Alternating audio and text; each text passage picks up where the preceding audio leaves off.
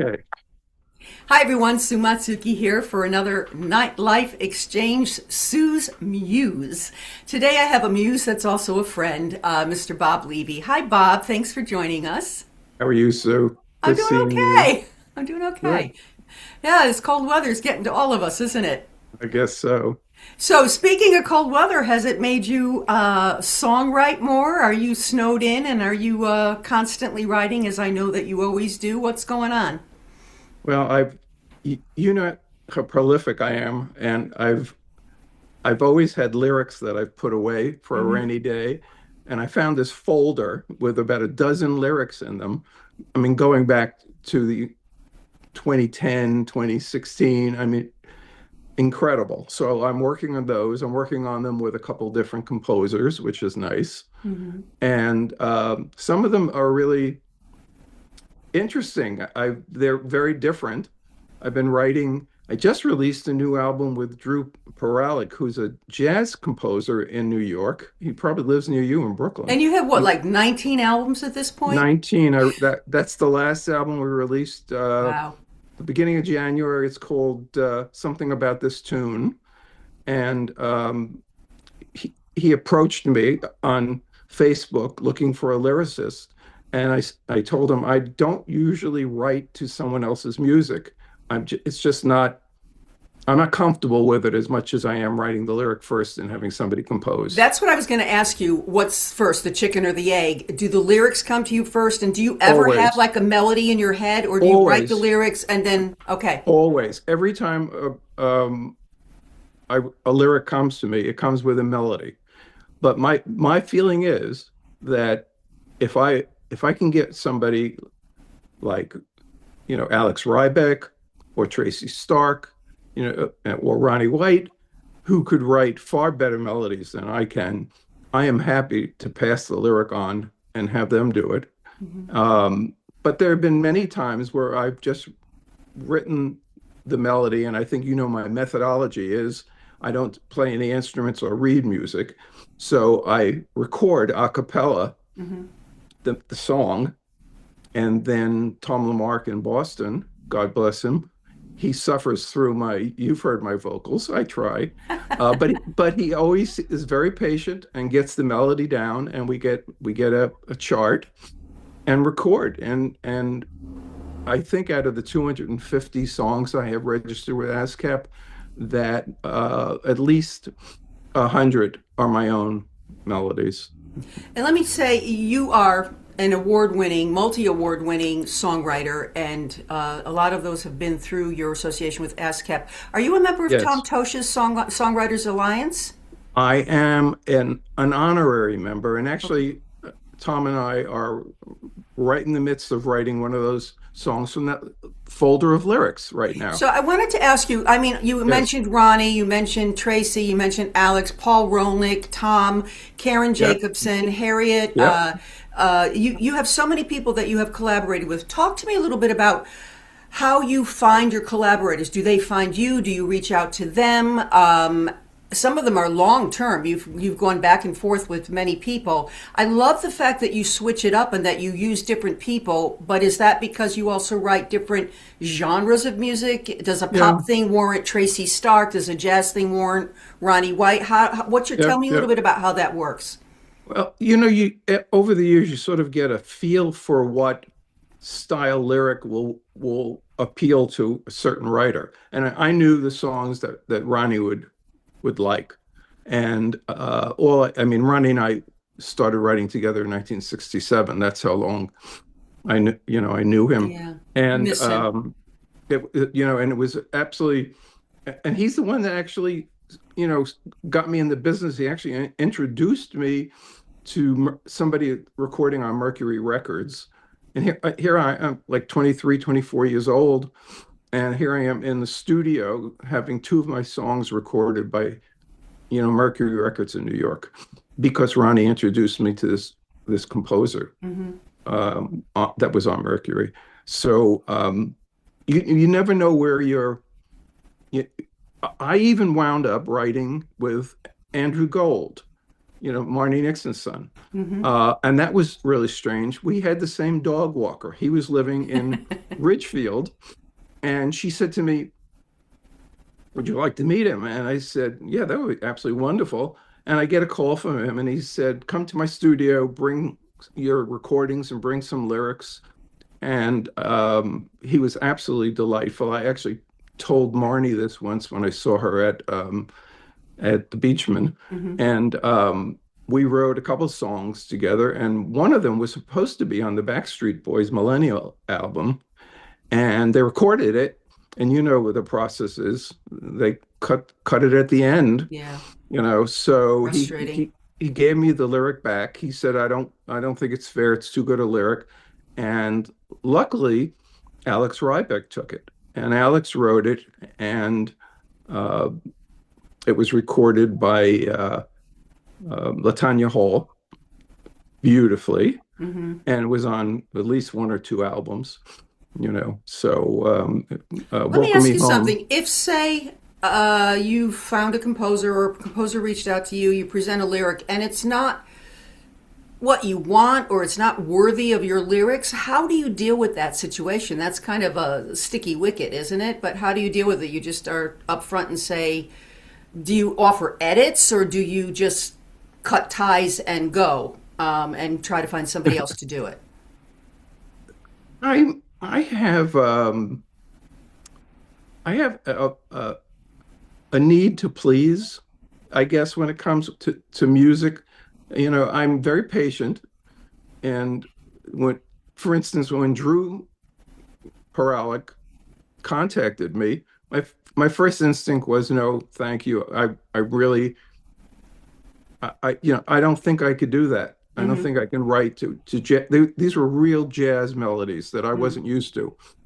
And then I went on his website and I went, I love this song. Oh, I love this song.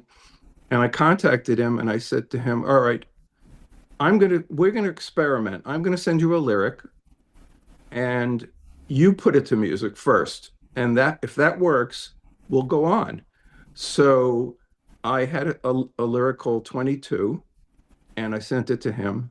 And Benny Bannock the third recorded it. And it's one of our favorite songs. And that started that partnership. And it is writing together is a challenge because he is a true jazz composer, Mm-hmm. as opposed to, the great American Songbook songs that I'm used to writing, that style. And we go back and forth and back and forth, and he'll say, this doesn't fit. We have to change this. And I'll say, this has to change, whatever.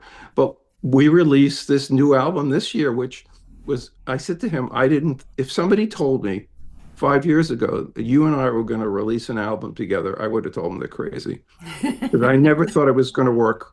But it is such fun, and he's very patient, and I'm very patient because we know what comes out is different. It's a totally different feeling album than What you're anything. describing, though, is the art of collaboration, of being Absolutely. willing to bend. When Gregory and I write together, like a lot of times we just both take, it's different when you've written the majority of the lyrics, but, I do write the majority of the lyrics and Gregory will put music to it. But Gregory also Yeah. scans me and edits me, and sometimes getting, Yeah. as you know, you and I've talked about this too Yeah. as songwriters, Yeah. getting Yeah. from Yeah. point A to B to C more consolidatedly or musically. So Gregory offers a lot of that when we collaborate, and I welcome it. So we've gotten to a point where we just co-credit Yeah. it. Yeah. And I like know. you said, a lot of times I'll have the melody in my head, and it's what will end up on paper from my composer. Yeah. So it's kind of a hard thing to deal with. But the art of collaboration is something that people need to learn to do more, and Yeah. also with the songwriter and the singer. Now, you have a long collaboration with a gentleman by the name of Dane Van Netter, right? Right.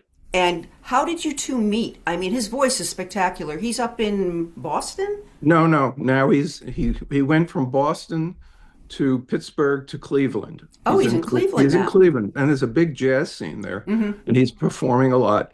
And I guess out of all of my recordings over the years, he's recorded more than anyone else.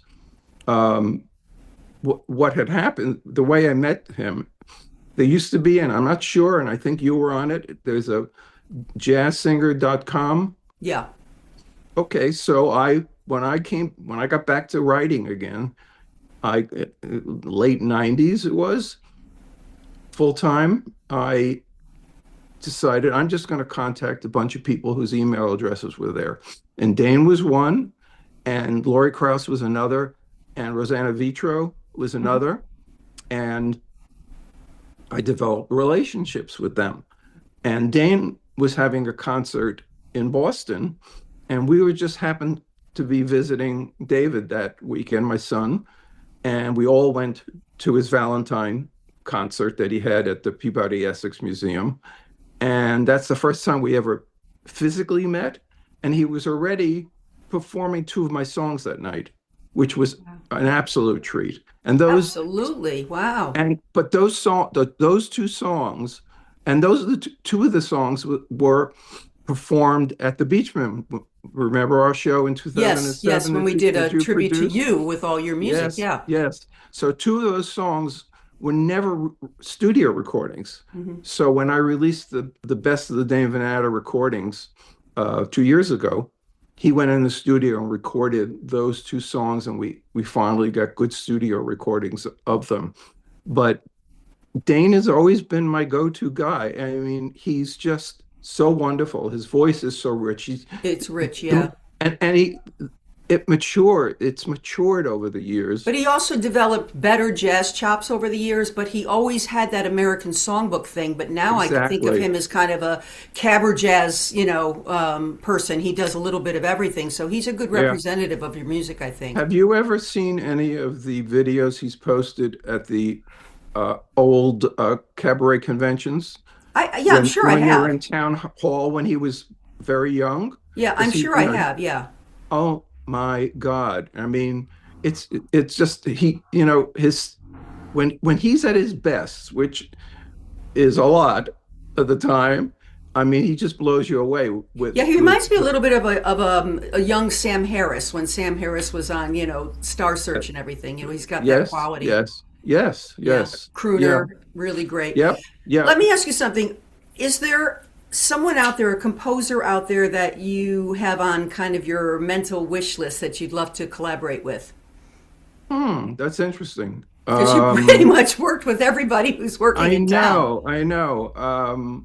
I've tried writing with a couple of people and it didn't get going, but um, I don't know. I don't know. I don't think offhand, I don't think there's anyone I can think of.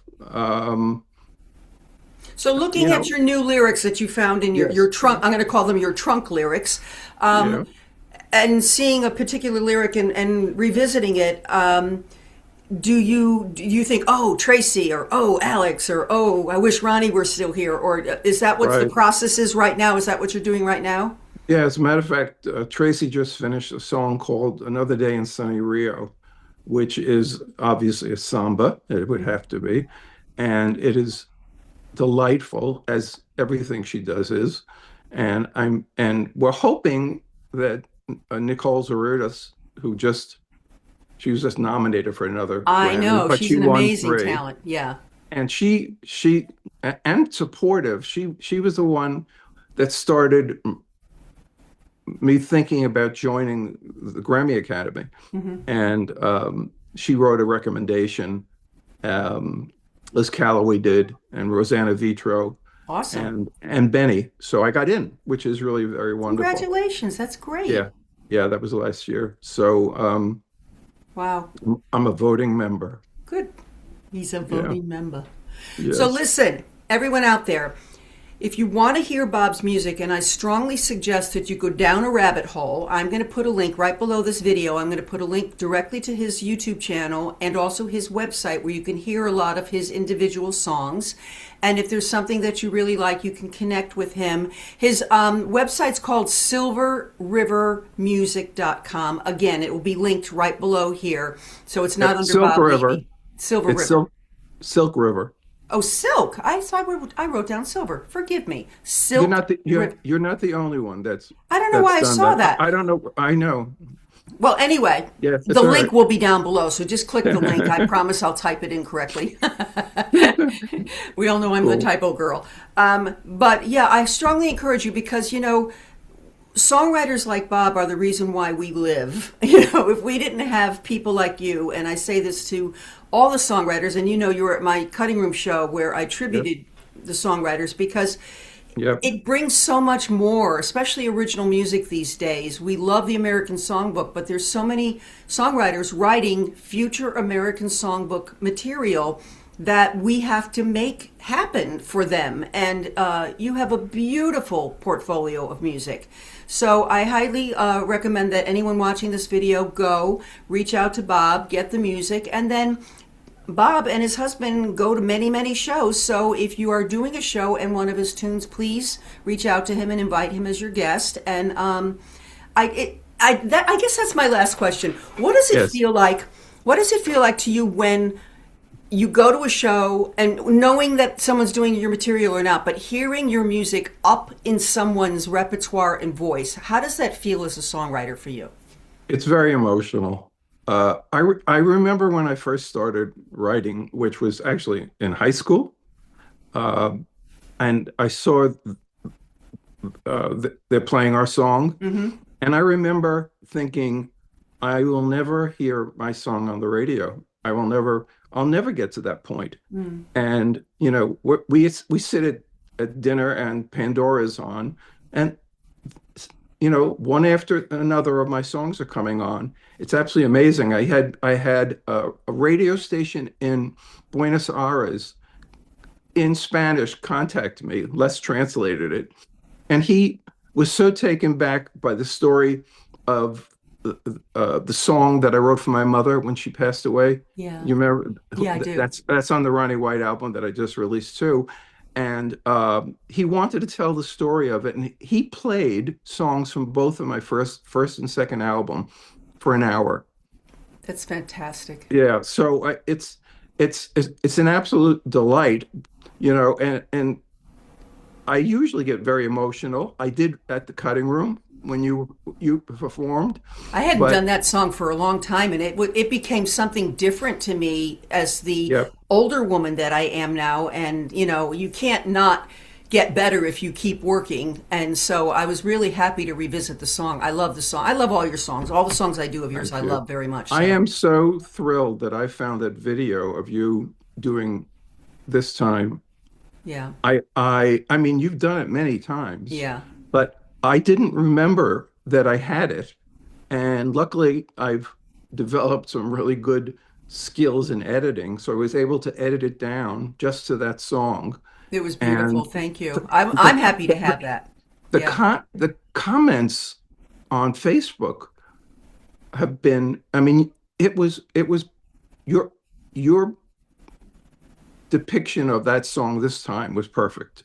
Well, like I said, that song, You acted it's it. about a dysfunctional husband and wife that are someone's parents, and Yes. my parents It's are gone now, but it was really close to home. And that particular performance, I even have to admit, was surprising to me. I really went deep in the lyrics, and the yeah. song, of course, is beautiful and one that I love. I messed up one word though. But if you guys want to see that, go to my Facebook page and just scroll down, and we have it posted there, or you can go to Bob's Facebook page and see that video. But I thank you on behalf of all of us singers out here for the Oh, my beautiful work pleasure. that you offer to us. And thank you, thank you, thank you. And continued success and continued Thank awards you. come your way. And I hope there's a Grammy in your future now that you're a voting Wouldn't that member. be nice? Wouldn't Wouldn't that that be be nice? nice? Yeah, that would be the icing on the cake after so many years. Absolutely. Yeah. Bob, thank you so much for being my muse today. Everyone, have a great day. Thank We'll you, see you Sue. next time on Nightlife Exchange, Sue's Muse. Have a wonderful day.